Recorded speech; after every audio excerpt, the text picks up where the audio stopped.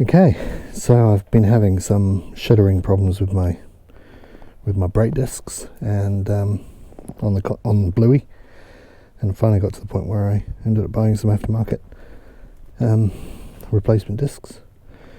Just put them on this morning. They're all ready to go for their first run. Obviously you can just see we spun them around a few times just to check that the contact is nice and even from the pads to the disc, and the marks which are showing on the pads so far look nice and even all the way around. So in terms of their alignment, I think they're quite well placed. So we're pretty much ready to go. These are the old ones here. One of them was much worse than the other. I think the right one was the one that was suffering, and it would lead to a horrible pulsating when I was coming to a stop. So you'll have to forgive the lack of all the gear all the time. It's way too hot for riding in all the gear today, just for a quick out and back to the main road there. So let's get going.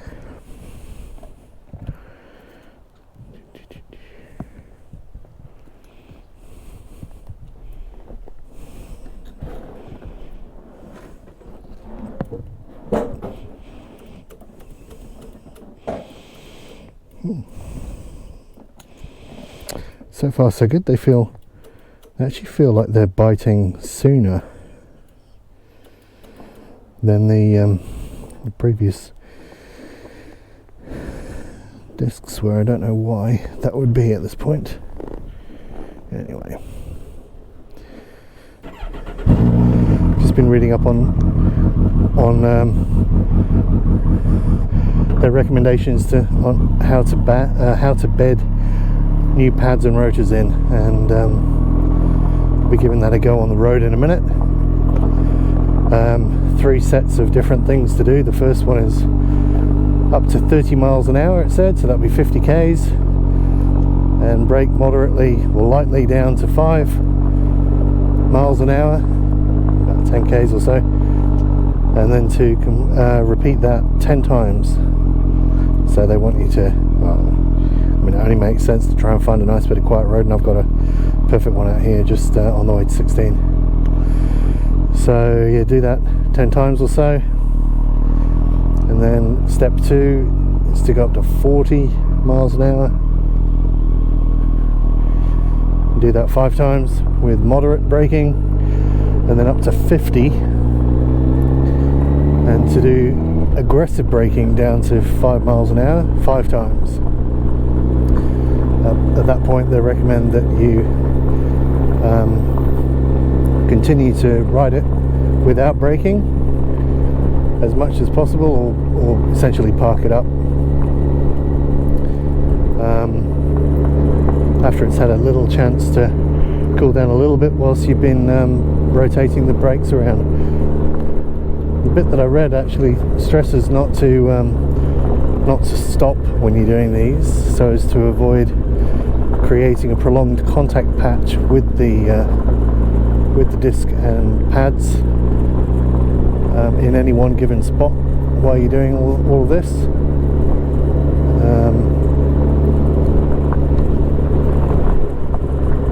Yeah, so we'll give this a go, see how it goes.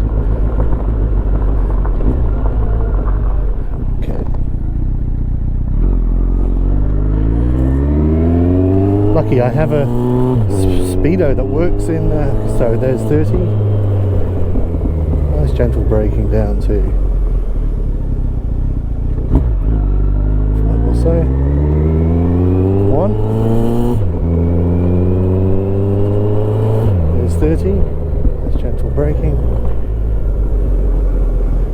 Looking behind me in my mirrors while I'm doing this. Okay. 2.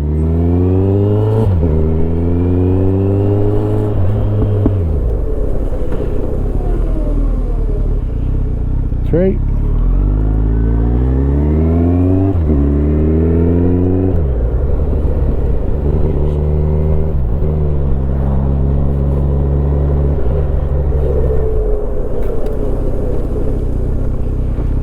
4.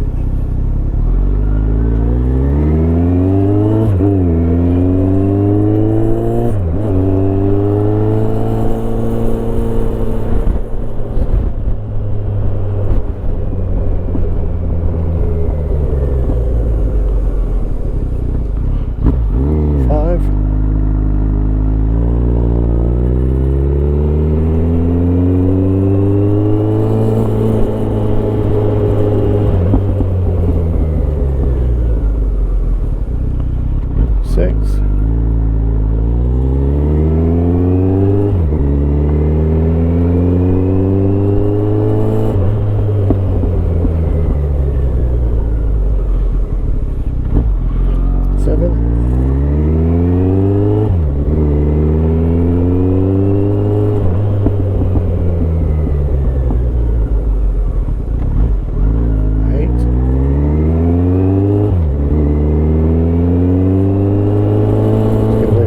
Behind me a bit.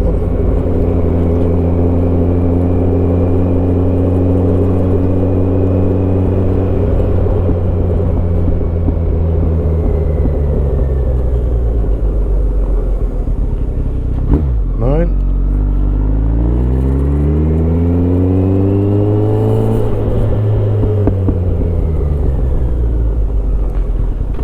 10. Something behind me now.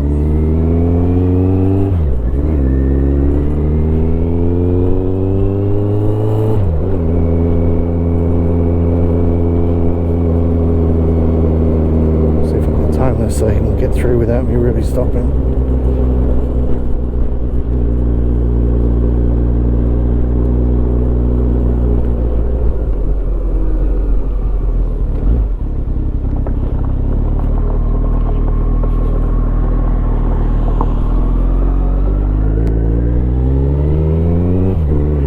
Okay, so that was 10, so up to 40 now. Moderate braking.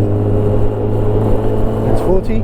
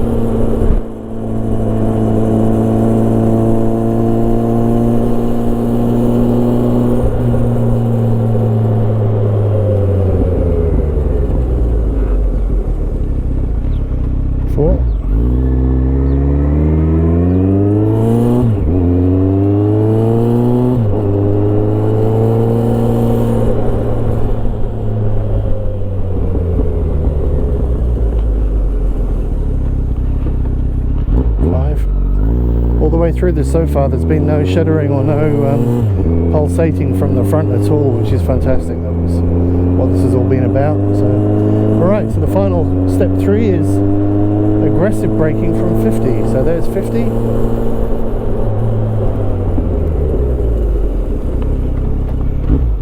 1.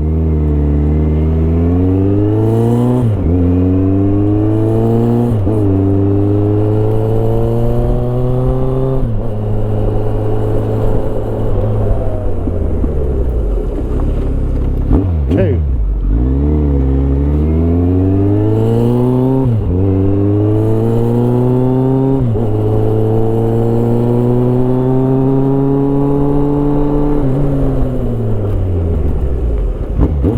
3.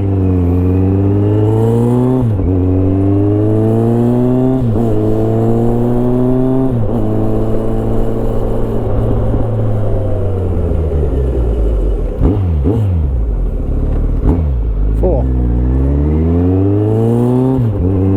I can smell that.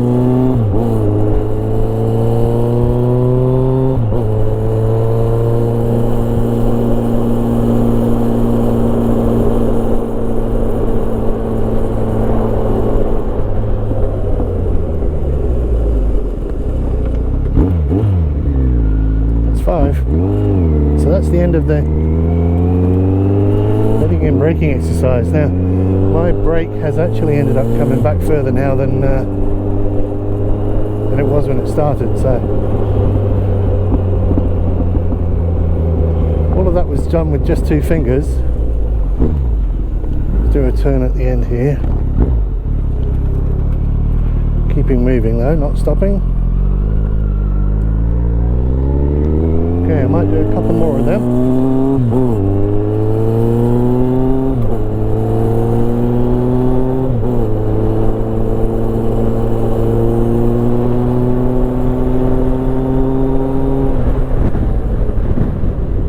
They've got bite. They really do have bite.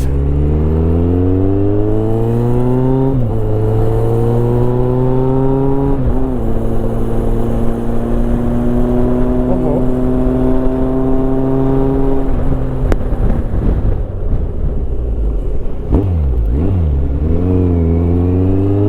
Okay. I think that's it for the initial bed in.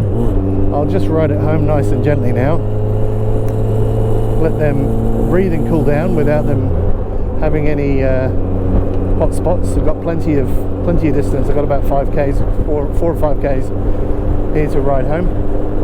So by the time we're back there, they should have pretty much gotten back to ambient, I would think. I'll have a look at how they scored up on the discs when we get there. Yeah, should be good. They certainly had a bit of good bite on them when I ended up pulling that back nice and hard. It was strange. It almost felt like two different phases initially, and then they really sort of gripped on. Yeah, interesting. I'll take note of that and see how it develops.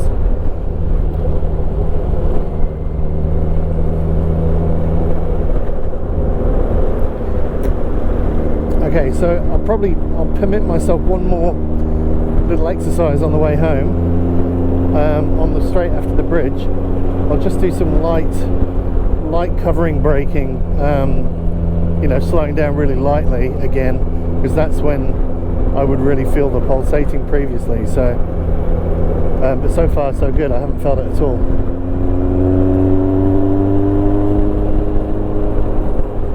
And for anyone interested, I had this all started when John Marula sent us on the twisty butt across dirt and gravel and wet weather, and we did a 1600k ride pretty much in shitty weather and crappy conditions. And both Luke's bike and my bike, after we'd finished that, ended up with developing some really nasty shuddering.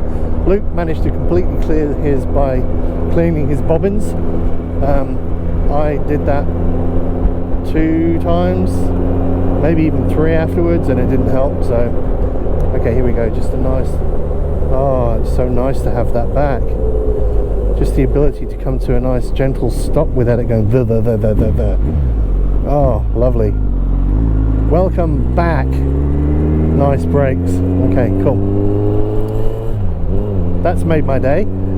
Yeah, so that's when it first started, and there's a number of different things that I've tried to relieve it. One was better alignment of the pinch bolts and the axle within the forks. I cleaned my bobbins twice. I did a lot of bouncing of my suspension to try and actually get all of that set up at the bottom there to be natural and parallel, and also perpendicular, so that it was feeding nicely. I also tightened my brake bolts up while the brakes were being held on nice and firm to make sure that they were as central and as well aligned to the pad alignment as possible. None of that actually helped, and with the TT coming up next month, I thought, you know what, it's got to get on top of this. So I forked out the money, got some new aftermarket discs, and I think that it's actually probably just one of those 2 discs. I think it's the front right disc that's become a little bit warped, and the reason why I say that, I may be able to do a better cleaning job now that the disc is actually off the wheel, but the reason why I think it's worse on the right is because the shuddering didn't come in when I used my linked braking from the rear, and that linked brake from the rear only applies the left-hand caliper, and it was still relatively smooth when that happened. So I've ended up thinking that, it only became introduced when I was braking with my brake lever, my hand brake lever, and that's really the only time that the right hand brake caliper engages. So by deduction I figured that the right hand one is independently significantly worse than the left. So yeah, no, I'm really pleased with the outcome there though. That's fantastic. And clearly it stops me, so I can presumably now rely on that well enough when I'm out for a ride. Success! Whoop whoop!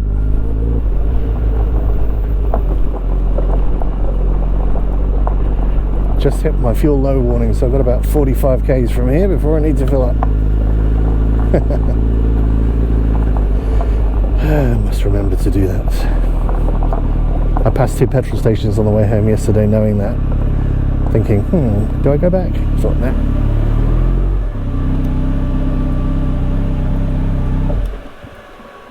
There we go.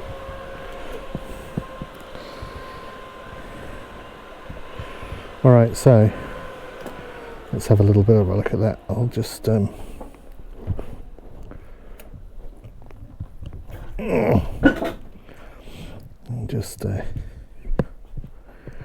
okay.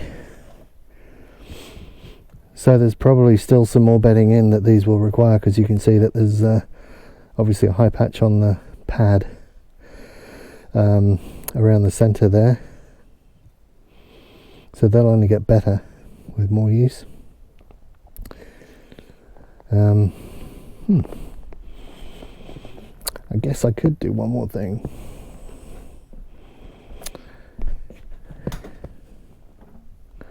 I've seen them do this in the supercars.